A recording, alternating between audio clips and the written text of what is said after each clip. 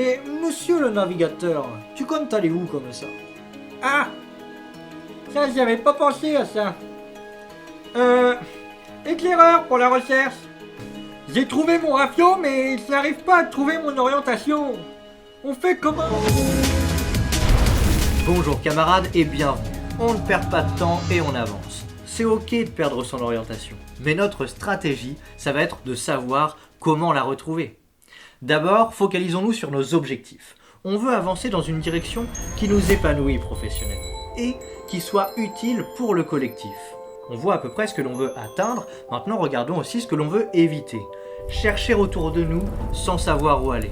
Rester ici, stagner et croupir. Ok, on a à peu près calibré notre direction, maintenant faisons voile vers cet objectif. Mais comme le disait ce bon vieil Albert, pour obtenir des résultats différents, il faut mettre en place des actions différentes. Alors regardons quelles étaient nos solutions jusqu'alors. On choisissait notre orientation professionnelle en fonction des notes, des étiquettes que l'extérieur choisissait pour nous définir. Tu es bon là-dedans, tu es nul dans ceci.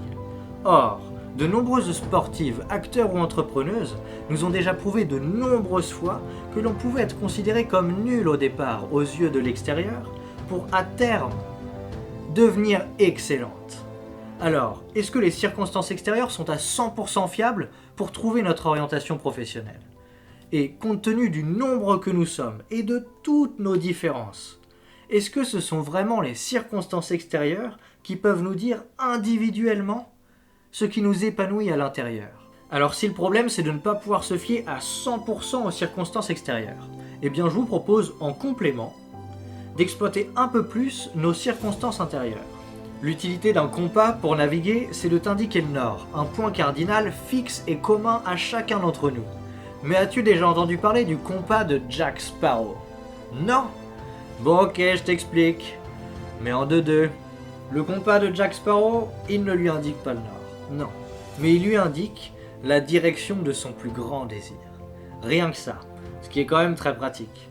Eh bien, figure-toi qu'en chacun d'entre nous, il existe quelque chose qui s'appelle les émotions. Et tes émotions, elles sont très très pratiques pour t'aider à calibrer la direction de ton compas à la Jack Sparrow. Pour non plus que tu suives uniquement le nord qui t'est dicté par l'extérieur, mais que tu suives ton nord à toi, individuellement, personnellement, qui va naturellement venir depuis l'intérieur. Mais alors, comment fonctionne ton compas à la Jack Sparrow?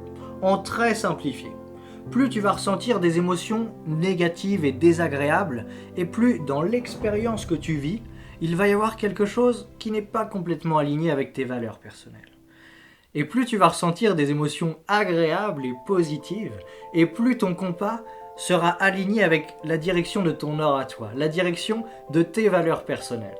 Alors attention, ça ne veut pas dire qu'il faut être soumis à ces émotions, et agir uniquement de façon émotionnellement impulsive. Une émotion vient, hop, je la suis. Je suis énervé, je tape. J'ai envie de manger des bonbons, je mange des bonbons. J'ai envie de jouer aux jeux vidéo, je joue aux jeux vidéo.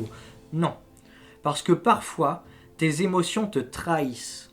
Et pendant qu'elles vont circuler en toi, elles vont te faire voir et interpréter les choses d'une manière erronée. Mais lorsque tu vas ressentir des émotions circuler en toi, ça peut être intéressant que tu prennes un petit peu de recul pour te dire « Ok, qu'est-ce que cette émotion m'apprend sur moi ?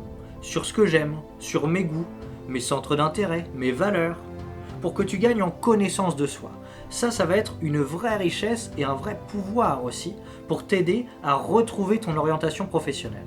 Et plus tu vas vivre d'expériences, plus tu vas capitaliser un large panel d'informations te concernant, dans lequel tu vas voir se dessiner tes dominantes personnelles, ta singularité. Référence à cette vidéo. Comme ça, de manière intuitive avec tes émotions, et de manière logique avec tes dominantes personnelles, il te sera beaucoup plus facile et beaucoup plus rapide de retrouver ton cap vers l'orientation professionnelle qui te correspond maintenant.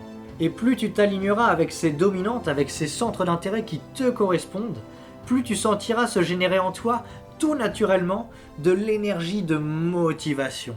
Et donc plus tu auras d'énergie à délivrer au collectif, à nous délivrer, avec talent et en t'épanouissant.